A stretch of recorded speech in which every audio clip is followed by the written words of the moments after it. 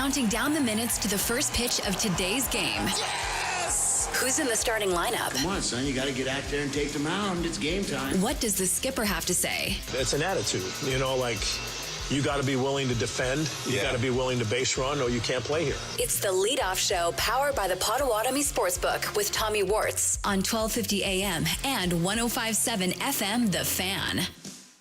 How do we even do this anymore? Welcome into the leadoff show live from the 1250 AM, 105.7 FM The Fan studios, powered by the Potawatomi Sportsbook. Tommy Wortz here with you, getting you caught up on all things Milwaukee Brewers as they take on the LA Dodgers in their first series after the All-Star break. It'll be Quinn Priester going up against Tyler Glasnow of LA. First pitch, 9:10 Central Time. Gosh, don't you just love West Coast baseball?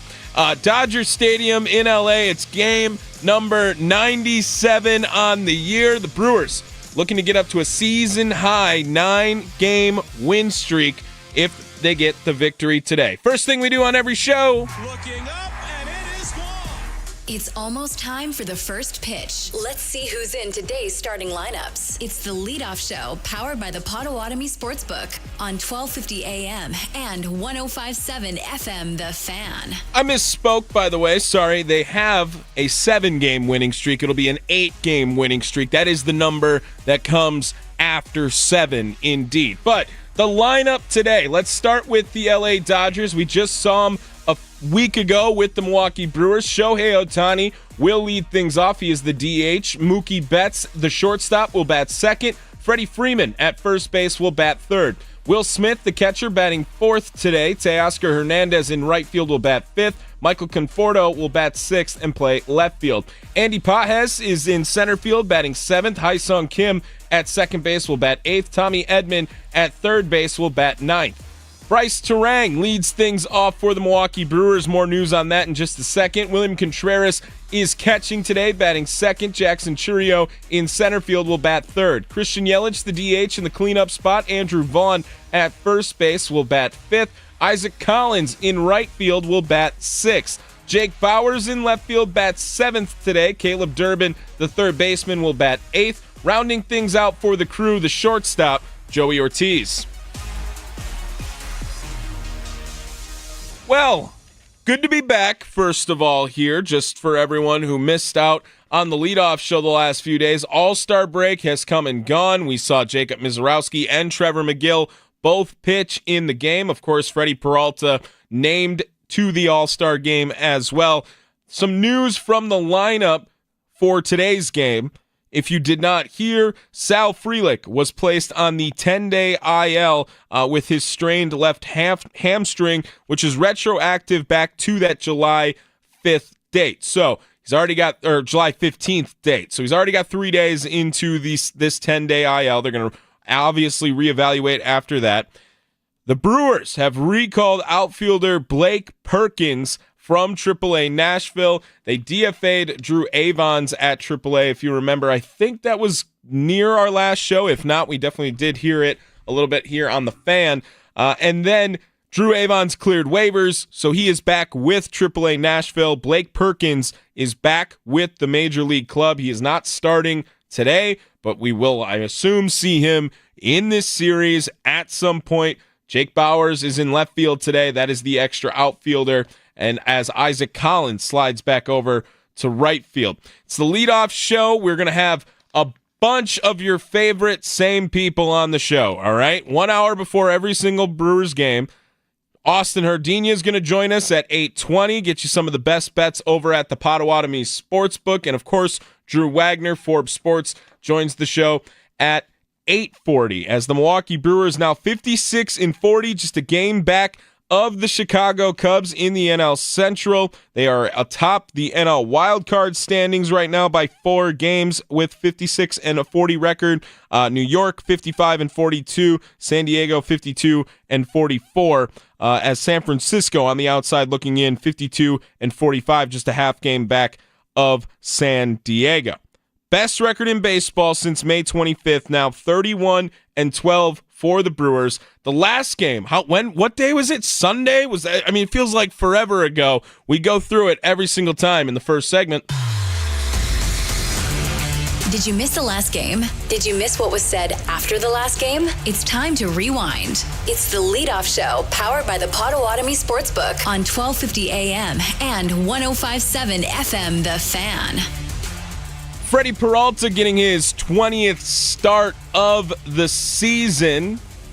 The Milwaukee Brewers looking to help him improve. He was 10-4 coming into the contest. They would help him out in the second inning of this one as the Brewers were trying to get on the board for the first time in the ball game, and they did. And it came from an unlikely hero, Anthony Siegler, with his first 2 RBIs of his career. And he sends one into right field, a base hit. How about that? Bowers is in.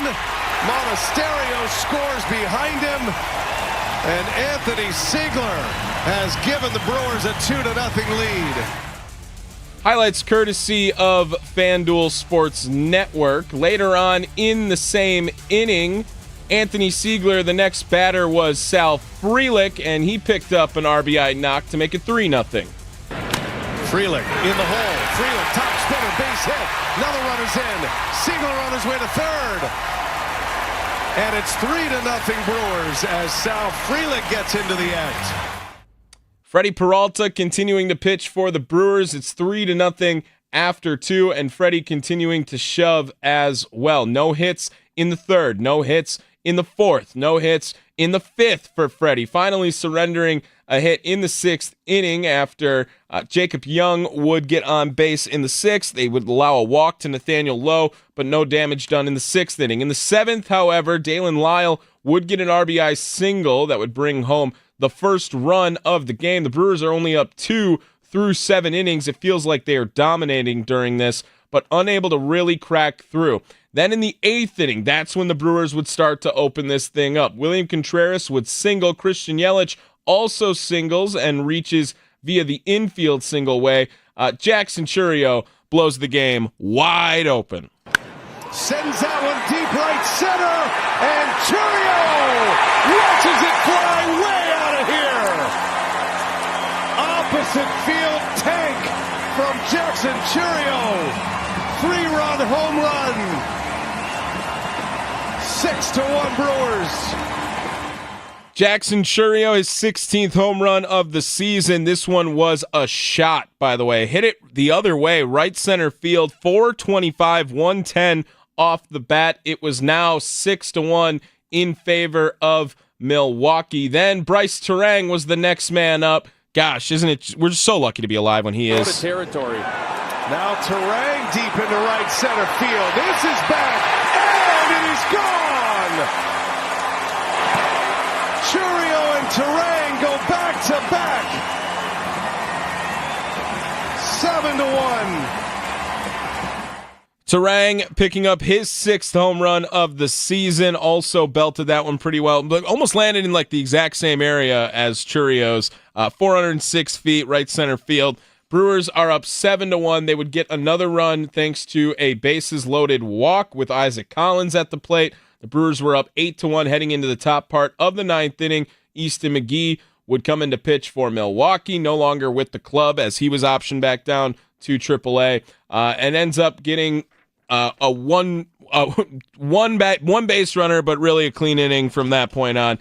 8-1, the final. Freddie Peralta gets the victory. Jake Irvin, the loss for Washington, and the Brewers now improve to 56-40 after that victory. They are a season-high 16 games above 500, looking to make it, again, another high water mark with a victory over LA today. If they beat LA today at any point during this series, actually, they will wrap up a season series victory over the LA Dodgers, which would be the first time that has happened since going 5-1 in 2014. Over a decade now since the Milwaukee Brewers have beat the Dodgers in a season series. It's the Leadoff Show live from the 1250 AM, 105.7 FM The Fan studios, powered by the Potawatomi Sportsbook. Tommy Wortz getting you caught up on all things Brewers-Dodgers ahead of the first pitch here at 9:10 Central. Line drive, base hit, down the left field line. Let's see what the skipper has to say heading into today's game. Let's head to the Coach's Corner. It's the leadoff show powered by the Potawatomi Sportsbook on 1250 AM and 105.7 FM. The Fan. I don't want to spend too much time dwelling on what happened on Sunday, but we do go over the previous game every single time in the first segment on the leadoff show. Pat Murphy, I have a condensed version, so you're not sitting here for 3 minutes listening to, again, a post-game presser all the way from Sunday. But he did provide a little bit of insight on Sal Frelick, what to expect with that. And then as well, Anthony Siegler, I believe, in there. Here is the manager, Pat Murphy, speaking after the game. We weren't on all cylinders by any stretch in the last 3 games, but we had big innings, and we did what we had to do, and there was some unique performances, but it's Major League Baseball. Anytime you can win 3 games, you're lucky in a series. I mean, he's taken that other step of consistency into what big time pitchers do. He's taken that step from being a top of the rotation guy to an ace, to a stud. And I've seen that in the last, 7 or 8 starts where he's just been absolutely consistent, with or without his best stuff. Pretty neat. His hamstrings last week, he was feeling it a little bit and cautious and got treated for it. And then when he slid, he felt like it got worse. We recommended he come out of the game. He wouldn't have taken himself out. Hurt my heart, he's such a key cog in this whole thing that just ruined my day. It just seems like, nothing gets easier. So, yeah, we just got to keep that edge. That's why I don't look back, Cam, and get all happy and, put my feet up. Can't allow you still take a cold shower, you don't allow yourself to get comfy. Don't allow yourself to get comfortable. There is the manager, Pat Murphy, that audio courtesy of FanDuel Sports Network. He did mention Anthony Siegler in there. I must have cut it out there as well. Talked about his approach in his first few games now with the club, and Pat Murphy seems to be impressed so far with the offensive approach from Anthony Siegler. But you heard him talking at the beginning of that clip from about Freddie Peralta. And here's an interesting note here from the game notes. Freddie Peralta becomes the first Brewers pitcher since Giovanni Gallardo to record a win in 6 consecutive starts now. No Brewers pitcher has won 7 straight starts since Cal Eldred won 10 in a row from August 8th to September 29th. That is an insane run back in 1992. The outing was Freddie's 3rd consecutive quality start and his 6th consecutive recording 6 or more strikeouts. In his 3 starts in July, Freddie has a 1.45 ERA, 20 strikeouts in 18 2/3 of an inning, holding opponents to a 154 batting average with a 211 on-base percentage. They are 10 for 65 in that stretch. He became the first National League pitcher to reach 11 wins. The victory improved Peralta now to 7-0 at American Family Field in the 10 games he has pitched there. He has a 1.53 ERA during that stretch as well at home, and opponents are batting 196 on the season. Freddie is ascending into ace territory. I mean, he spoke after the game. A lot of it was basing it on All-Star game and how excited you are to go into that, so I don't really want to play that back since that is now past. But you heard the praise there from manager Pat Murphy, and Freddie Peralta seems to have the awareness now as well. I mean, he knows he's a stud.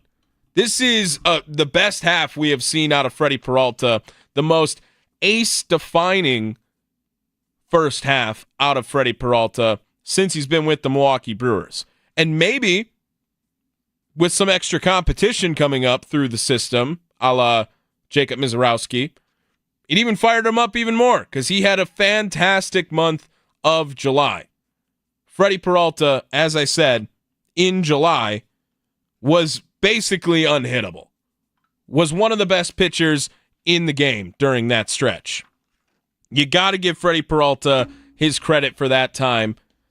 And really, the Milwaukee Brewers aren't where they are after this first half at the All-Star break. First half strong, but All-Star break without Freddie Peralta. I think he is more or less the team MVP through this stretch right now. He looks great. Jackson Chourio extended his hitting streak to 11 games with that home run in the 8th inning as well.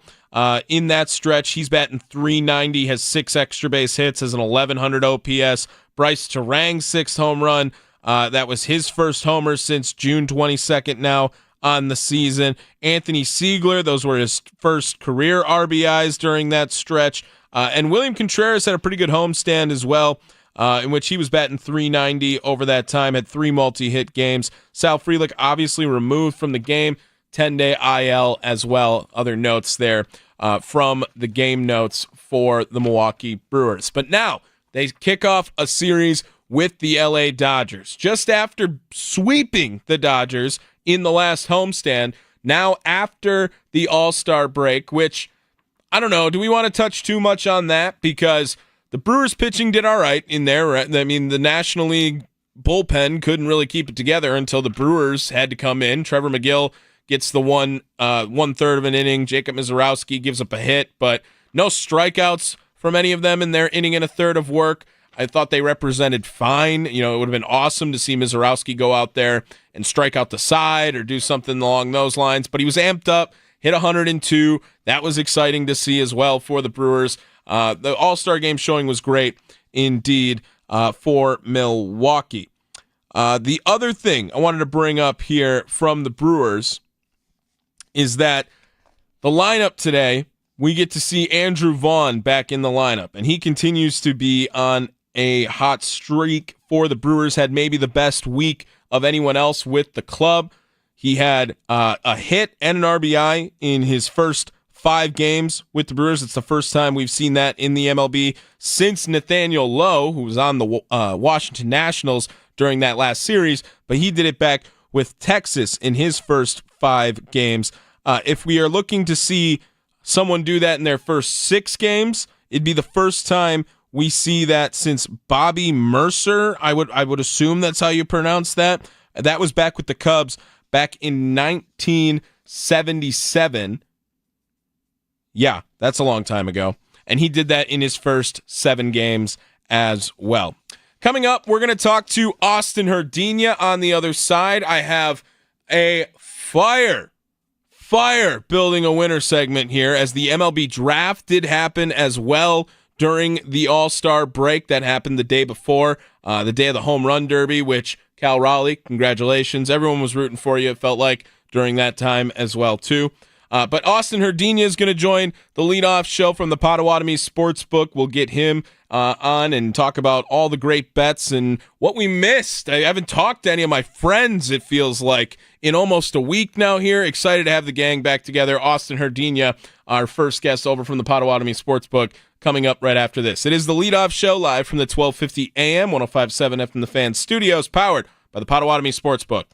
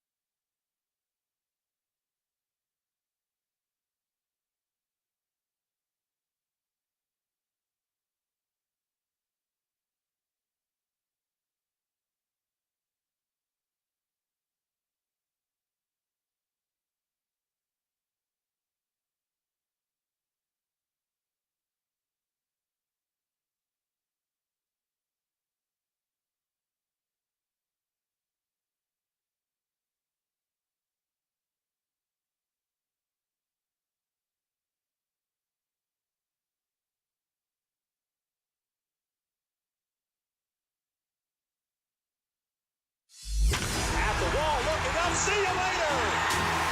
Let's get the latest on today's odds for the game.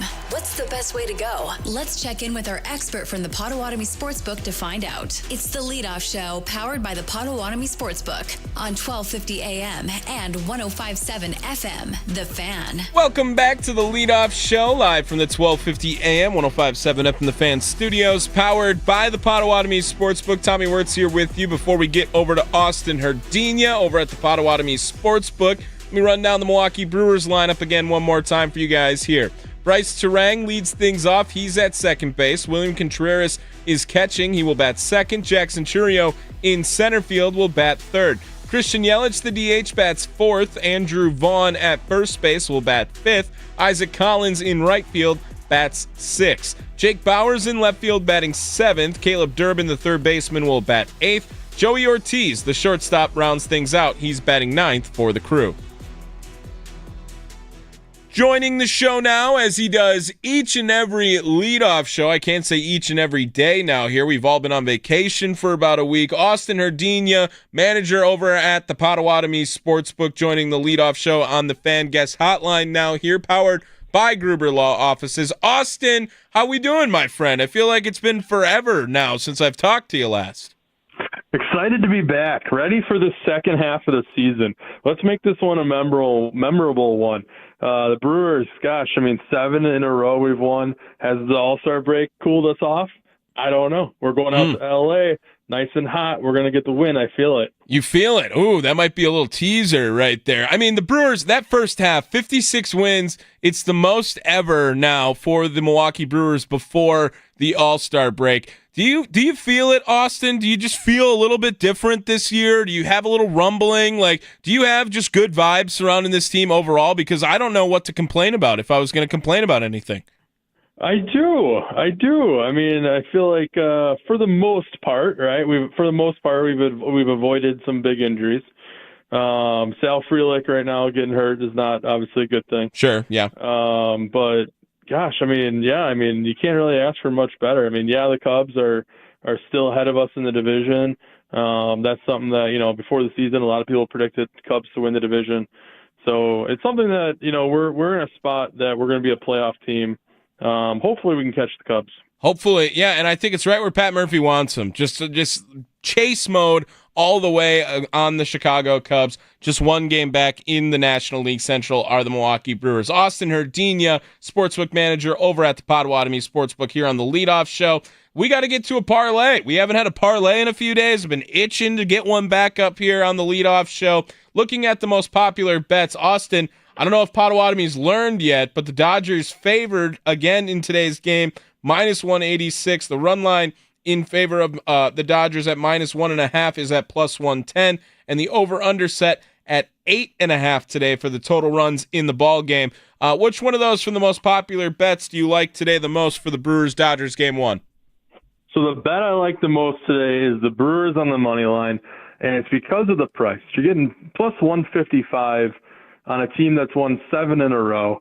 They're not afraid of the Dodgers. They have confidence. They're going into LA thinking that they can win this series over the days, the 3-day series. So yeah, I like the Brewers plus 155. The way our offense has been hitting, I like the over 8.5. So the Dodgers, obviously, they have the most runs scored of any team this year. Sure. So put those two things together, it leans towards it over 8.5 for me.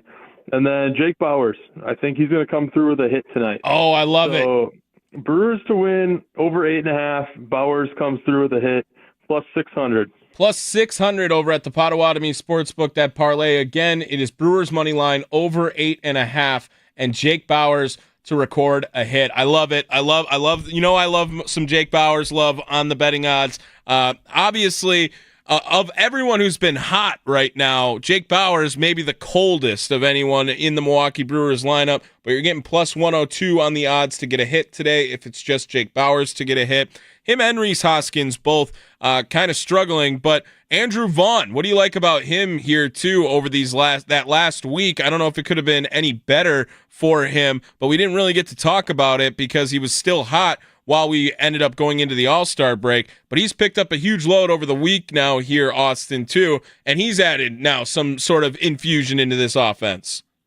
Absolutely. I feel like it was a trade where we were getting rid of a guy that was disgruntled, didn't want to necessarily be here anymore. And we pick up Andrew Vaughn, take a flyer on him. If I remember correctly, this guy was a top draft pick. He was the number 3 overall pick by the White Sox back in the day, yes. So, he's obviously got some raw talent there somewhere. And if the Brewers can get it out of him, and if we can get, a guy that's even a serviceable backup out of this trade, I feel like we're going to look back at this and say it's a good trade. Yeah, absolutely. I completely agree with you. Austin, I know you got some stuff coming up this weekend. There's a big UFC card, right? The BMF belt, I believe, is up for grabs. What else is going on over at the Potawatomi Sportsbook that the people should know about? Oh, yeah, Tommy, UFC 318 tomorrow night. We still have some tables available. If you want to go to Potawatomi.com, go to Sportsbook reservations, get your table reserved, put money down towards your food and beverage deposit. Dustin Poirier and Max Holloway. Poirier's final fight. This is the third time that they have faced each other, and this is Poirier's retirement fight. So it'll be interesting to see. He's if I remember right, I was just looking at it recently here. He's let me see, I'm going to pull it up right now. He is looking like he is a underdog. Holloway is minus 148, Poirier is plus 118. So will he win his last fight? It looks like odds are saying no, but you just never know. The UFC is so unpredictable. Yeah, and on top of it, they always have exciting fights. Two guys that just love to throw hands, and really just like the most gladiator of gladiators in the sport between those two. Also, SummerSlam at the beginning of August, too. Can people still reserve tables for that, Austin? Yeah, SummerSlam, August 2nd and 3rd, I believe it is. We still have tables reserved for that. So please go to Potawatomi.com, Sportsbook, and reservations. Come. Who knows? We might have a little contest. Best dressed or something. If somebody wants to come dressed as someone. Okay, I'll get my luchador mask ready. I'll be ready to go. Yeah, let's have some fun with it. Absolutely, Austin. Thank you so much for jumping on today. His parlay again for the people one more time. It is Brewers money line, the over of 8.5, and Jake Bauers to record a hit. It'll pay plus 600 over at the Potawatomi Sportsbook. Austin, thank you so much, my man. Good to talk to you again. We'll talk again tomorrow, and of course, go Brewers. Go Brewers. There he is, Austin Herdina over at the Potawatomi Sportsbook. Felt good to talk back with Austin Herdina. I can't wait to talk to Drew again. I got to, just a couple of haze on the producer side of things and didn't really get to pick his brain as much. But it's good to be back. Good to get Austin Herdina back. And he's just probably going to come out throwing bangers again for bets. He was great in pre-All-Star break. I wouldn't expect anything different from post-All-Star break. His parlay for the people. Brewers money line over of 8.5, and Jake Bauers to record a hit pays plus 600, courtesy of the Potawatomi Sportsbook. The key to building a winner in baseball is a strong minor league system. Who are the names we should know? How did they play in their last game? Ironworkers Local 8 brings you Building a Winner. Be a cowboy of the sky. Apply now at IWL8.org. It's the leadoff show powered by the Potawatomi Sportsbook on 1250 AM and 105.7 FM, The Fan. Yes, time for another Building a Winner feature after Austin Herdina hops off on the fan guest hotline powered by Gruber Law Office's One Call. That's all. Now time for a Building a Winner feature presented by Ironworkers Local 8. Thanks again to Ironworkers Local 8 for being a part of the leadoff show all season long. And the break for Major League All-Star Game is actually a little break for minor league baseball as well during the time. So a couple of updates here because there is minor league baseball currently going on in the Milwaukee Brewers farm right now. So I'll update you on some scores as they're going around here. Nashville currently up 5-1 over the Indianapolis Indians. That is in the bottom of the 5th right now. Biloxi also in the lead over the Montgomery Biscuits. That's 2-1 in the bottom of the 7th. They are in Montgomery. Nashville is at home as well. High A, Wisconsin currently trailing Cedar Rapids right now, 2-4. That game in the top of the 8th. They are in Cedar Rapids. There's one out in the bottom of the 9th as the Carolina Mudcats are currently ahead of Del Marva in Low A. Complex League, there's just 5 Complex League games left, I heard, as well. So that's coming to a close. It's going to be sad when we don't have any more Jaden Fielder to talk about for the Milwaukee Brewers. They are currently leading over the Complex League Diamondbacks. That game in its early stages, though, bottom part of the second. Dominican Summer League is actually where maybe most of the news comes from. Final in 6, as there was some rain in the Dominican Republic. The Cubs Blue does take down Brewers Gold 5-4. The top part of the 4th inning is suspended for the Brewers Blue and Padres Gold, as the blue team currently losing 4-0. I'm assuming that game will be resumed again tomorrow. The Dominican Summer League All-Star Game will take place on Sunday this week at the Diamondbacks Complex in Boca Chica, as the Brewers have 3 players representing them there. It'll be Jonathan Rangel, Steven Durant, and Yohan Pena. Rangel currently 329 right now with a 600 slugging in the DSL. Duran has a .82 ERA. That's 1 earned run across 11 innings in his 5 starts now, or 5 games, 3 starts. And Pena has a 3.12 ERA with 32 strikeouts currently in the Dominican Summer League as well. But the news, the notes that you really need to take away now here is we have new prospects, everyone. The Brewers complete their 2025 first-year player draft. That came back on Monday, and there are a bunch of new Brewers in the system. First-round pick, Andrew Fisher out of the University of Tennessee. They also had the comp pick from the Willy Adames signing, in which they picked Brady Abel, 32nd overall, so technically 2 first-round picks for the Milwaukee Brewers. Here's something crazy, right? I don't mean to date anyone here. Maybe I do that too much already here. The Brewers' first-round pick, Andrew Fisher, was born in 2005, and he went to college, everyone. Yeah, he did 3 years of college ball, and their other first-round pick, Brady Abel, was born in 2007. He is 17 years old, getting drafted into Major League Baseball. Fisher, he batted .341 at Tennessee this past year with a .497 on-base percentage and a .760 slugging. He had 16 doubles, 25 home runs, 65 RBIs, 70 runs scored for the University of Tennessee. He played 65 games. He had 65 RBIs. He played 65 games, and he reached base in all 65 games. He led the SEC in home runs. He was second in slugging percentage, second in on-base percentage.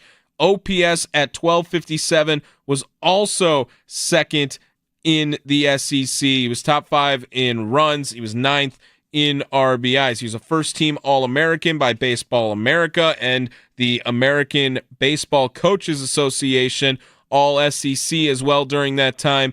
Had a career at Duke and Ole Miss 2 years, so all 3 years ended up at a different university. But that's a little bit on Brewers' first-round pick, Andrew Fisher, as well as Brady Abel, who will turn 18 on July 25th. So he's a week away from turning 18. He batted .341, had a .504 on-base percentage in his high school season, in which he went to Corona High School in Corona, California. This was maybe the most stacked high school of all time. I don't know the numbers right in front of me, but he was the 3rd player from his high school drafted in the first round. Seth Hernandez was the 6th overall pick. He went to Pittsburgh, so he'll stay in the division on top of that. And Billy Carlson was 10th overall to the White Sox. They are the first trio of prep teammates to ever be selected in the first round of the same MLB draft. So if I would have just read a little bit farther, I answered my own question. It is the most stacked first round for a high school ever. I couldn't imagine it would have been any different. Fun fact, actually, he's the son of the Dodgers' 3rd base coach, Dino Abel. So we will see Dino Abel. I'm sure they'll bring that up on the broadcast. FanDuel Sports Network today is where you can find the game. But seriously, just an exciting time. And I'll even mention the 2nd round pick as well, J.D. Thompson, because I have my theory on this right now. J.D. Thompson, he started 16 games for Vanderbilt in 2025. He had a 4 ERA, right? 90 innings pitched, 40 earned runs in that time, but he had 122 strikeouts with Vanderbilt. 6 games with 10 or more strikeouts during his junior season. In the preseason, he was a top 15 pitcher. He was number 12 pitcher, according to D1 Baseball, on their preseason rankings. Obviously, the ERA sounds high. I get that. But on top of it, they get a lefty arm who strikes a lot of guys out in the best baseball conference in America for college baseball. I am so excited for J.D. Thompson. That's the one that I feel like, why would they go after him? Why? It doesn't make any sense. They obviously see something. That it's a very Brian Wu in Seattle situation where the production doesn't match where he was drafted. Now, he did have a fantastic sophomore season. He was also very good during his sophomore year at Vanderbilt. It's not like he doesn't have a track record at all being good in college baseball, but just with numbers that don't jump off the page, but you still get drafted 59th overall, that makes me think the Brewers see something. And maybe he can be fast-tracked because he's already 21 and ready to come up too during this time. I think that we'll see an exciting J.D. Thompson sighting in the future. That's where I'm at. Brewers, just to run it down here quickly for you, 14 pitchers, 8 position players, 5 lefty pitchers, 9 righty pitchers is what they took in the first-year draft.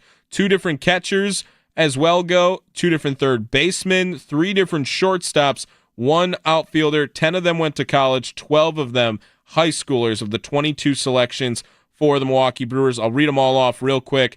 Andrew Fisher, Brady Abel, J.D. Thompson, Frank Carone, Jacob Morrison, Joshua Flores, Sean Episcope, Daniel Dickinson, Josiah Ragsdale, Hayden Vucinovich, Andrew Healy, Braylon Owens, C.J. Hughes, Cooper Underwood, Gavin Lauderson, Brendan Brock, Dominic Cadiz, Parker Coyle, Luke Roop, Rylan Mills, Chase Bentley, and Mikhail Holden. That is the 22 Milwaukee Brewers selected on the first-year player draft. So, Building a Winner feature presented by Ironworkers Local 8, building Milwaukee's future, one beam at a time. And we got brand new prospects predicted by Kylie McDaniel of ESPN. None of them going to enter into the top 10 prospects for the Milwaukee Brewers. That was slightly updated as well. I'll read that off real quick before we get out of here. Jesus Mate is the number 7 prospect in baseball.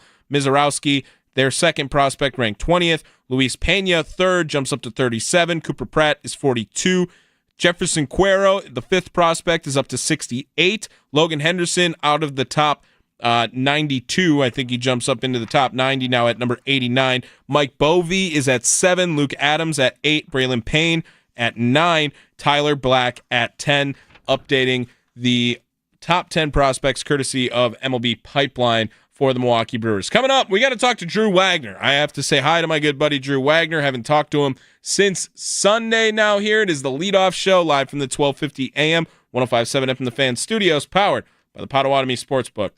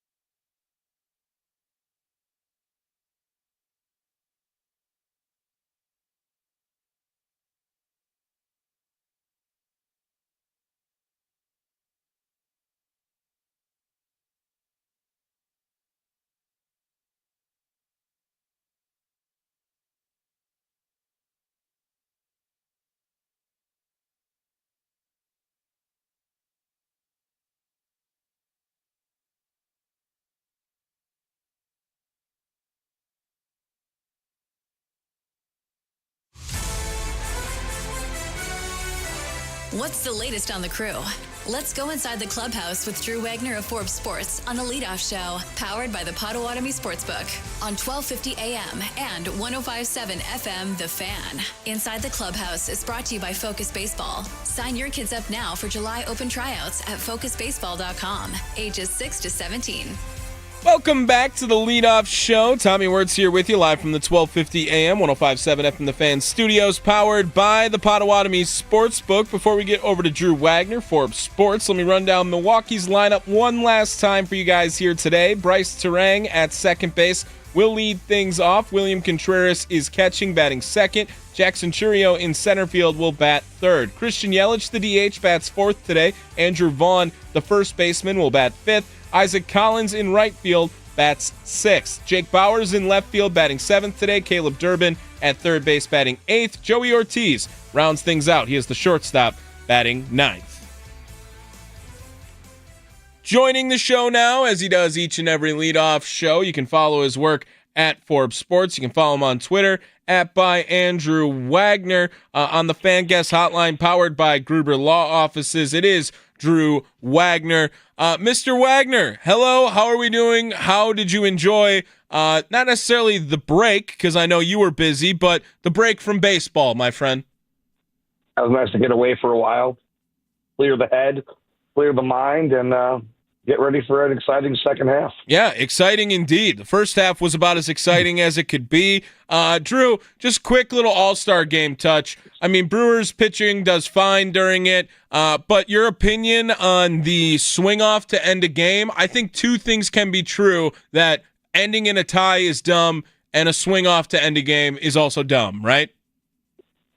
I mean, what else do you want in that situation? It's 100%. An exhibition game. Like, you don't want to, you're not going to blow out a pitcher for an exhibition. For sure. Like, just get it over with. Let's all go home.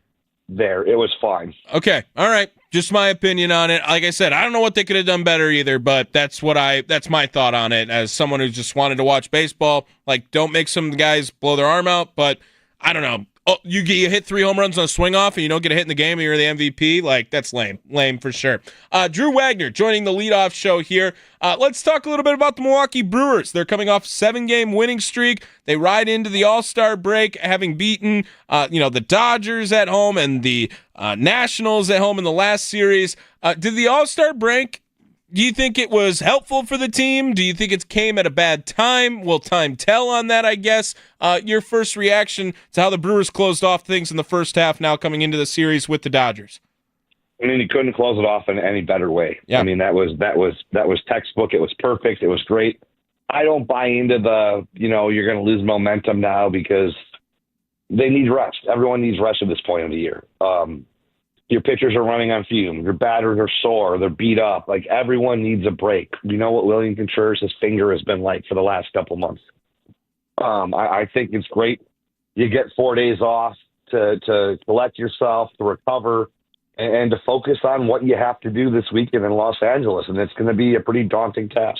Yeah, and they have to do it one man down. Sal Frelick moved to the 10-day IL retroactive from the 15th when he did leave with the hamstring injury.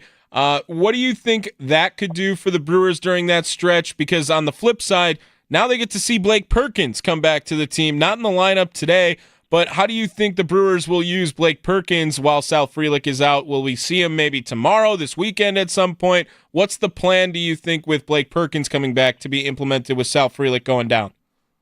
I'm sure he's going to be in there fairly regularly. Losing Sal, it stings because this surge that the Brewers have been on the last couple of weeks kind of coincides with Sal getting moved in the leadoff spot. The Brewers' offense has been on a tear since that move. They've got other options. They've got guys that have performed well in that situation, but it's kind of made the Brewers become what they are right now. So I think it's going to sting a little bit, but hopefully this is on the short end of it. Doesn't have to miss much more than the days allotted, and he can come back and pick up where he left off. And who knows, maybe this little break for him too can be good for the stretch run, because obviously that guy's been playing beat up. He bangs his body around more than anybody else in that team, so he's got to be sore. We know he was playing with that hamstring for a little while, so this could be one of those silver lining type situations. Drew, I want to talk to you a little bit more about reacting to the first half real quick. If you had to single someone out from the first half as an MVP type candidate for the team, right? Most important, I think a lot of people would point towards Freddie Peralta. Talking about what he has done in that first half, and then obviously he doesn't get to pitch in the All-Star game, but he's named an All-Star. Safe to say the Milwaukee Brewers aren't where they are today if Freddie Peralta didn't have that first half for the Crew, right? Yeah, he was really good, but I'll go a step further and probably go with Quinn Priester because you expected Freddie to be good. You expected Freddie to be an all-star. You expected him to be an ace. Nobody knew what to expect with Quinn Priester, and maybe share it with Chad Patrick because those two guys carried the Brewers when their starting rotation was in shambles. You know, you're hoping for performances like Freddie gives you every night. I don't think you could have expected the first half that Chad Patrick or Quinn Priester put together. Yeah, I love that take, actually. And Priester on the bump today. He's 7-2, 3.55 ERA, 70 strikeouts. And you bring up a great point, and we've talked about it too. Just, they had to learn on the job as well during this time, Drew. And they didn't get AAA and then get called up and go back down. Like, they were stuck here because of the situation. And they earned their spot, don't you think, Drew, to be on this team in the second half and be big focal points during that time? No doubt about it. They've earned a spot, like you said, to be in this run, to be in this pennant chase. They have pitched beautifully. It's a shame that we couldn't see Patrick kind of build on that. He kind of ran out of gas there a little bit, but I'm sure he's going to be back. But they really have played their way into being legitimate everyday members of this team, core pieces of this team, and not just gap fillers that have been called up, waiting for guys to come back from injury. Drew Wagner joining the leadoff show here on the Fan Guest Hotline, powered by Gruber Law Offices. Follow him on Twitter @ByAndrewWagner. And Drew, now assuming everyone is healthy, assuming the Brewers are, playing at a pace that is, steady and competitive throughout this entire second half or post All-Star break, who's a guy that you think that when you point to, maybe you can call it breakout player or need more from player, who's a candidate for the Milwaukee Brewers, either pitcher, batter, wherever you want to go with this, that the Brewers, if they can get that player up to another level or at the same level as the rest of this team, the sky's the limit on them? I think Joey Ortiz is the obvious candidate. He's underachieved more than anybody else in that roster so far. We've seen flashes of it. He's yet to put it all together for an extended period of time. I think if he gets himself straightened out, I think the sky's the limit for this Brewers team. Same thing with William Contreras. If he starts to get his power back, I think the Brewers become an unstoppable force. Well, we will see. They are tested against the LA Dodgers here. Drew, I don't know if you peeked the game notes. Do you know the last time the Brewers won the season series against the LA Dodgers in a year? No, I don't. I haven't looked yet. 2014. It's been that long since that's happened, where the Brewers won the season series against the LA Dodgers. All they have to do is pick up one win over the weekend to do that. They're obviously right on the Cubs' tail during this time. Is that right where the Brewers want to be? Because even Pat Murphy in his post-game presser had just said, he said the cold shower, right? You never want to be comfy. Is Pat Murphy comfortable being uncomfortable, and that's where he wants his team to feel like too? I think so. I think they are going to be much better off being the hunter than the hunted. They have something to play for every single night. It fills into this philosophy of win tonight and not getting too far ahead of yourself. You can't control what the Cubs do. You can't control what the Dodgers do. You can only control what you do. And I think that's exactly where the Brewers' mindset needs to be. Well, Drew, thank you so much for jumping on late night today with West Coast Baseball. We'll do it again tomorrow. Have a good rest of your night, my friend. Sounds good. Let's talk soon. There he is, Drew Wagner. Follow him on Twitter @ByAndrewWagner. You can follow his work at Forbes Sports, @TheFan Milwaukee as well. And I think it's a great point. Like, we heard it from Pat Murphy to start, the cold shower and never be comfortable. And Drew brings up a good point there too. They're better being, the hunter than the hunted. And, the coincidence of bear, right? You can hunt bear, maybe not cubs, but bear you could go after. And now the Milwaukee Brewers chasing the Chicago Cubs, one game back, 56-40 in the first half, the most wins we have seen out of a Milwaukee Brewers club before the All-Star break. One more thing to get to before we get out of here, what we do to end every show. How does the crew win today's game? Who needs to step up? Let's find out with the keys to the game. It's the Leadoff Show, powered by the Potawatomi Sportsbook on 1250 AM and 105.7 FM, The Fan. Keys to the game. It's how we always conclude the show. I would like to just see the Brewers stay on beat. Whatever that means. Maybe it's win by all means. Maybe it's pitching Quinn Priester, and he's just able to do his thing where he gets 42 ground balls during the game and able to get another quality start out of him. Everyone's rested. Everyone's rejuvenated. I would love to just see the Brewers stay on beat. That would be today's keys to the game. Maybe let's see a Blake Perkins sighting, whether he comes in, plays center field, or runs the bases. Make sure Blake Perkins is healthy and stay on beat for the Milwaukee Brewers. That's today's keys to the game. That's going to do it for us here on the Leadoff Show. Make sure you guys check us out wherever you get your podcasts. We podcast all of these too, in case you want to go back, listen, you heard something you liked, you want to go remember it. We're on YouTube as well, youtube.com/@thefan Milwaukee, growing brick by brick here over at The Fan. It has been awesome last month or so here at The Fan. A lot more to come as well. Exciting time for sure. Tommy Wortz here on the Leadoff Show. Brewers taking on the LA Dodgers from Dodger Stadium, 9:10, the first pitch, but we are out of time here on the Leadoff Show. Live from the 1250 AM, 105.7 FM The Fan studios, powered by the Potawatomi Sportsbook. Don't forget, it's going to feel so good. Send them home.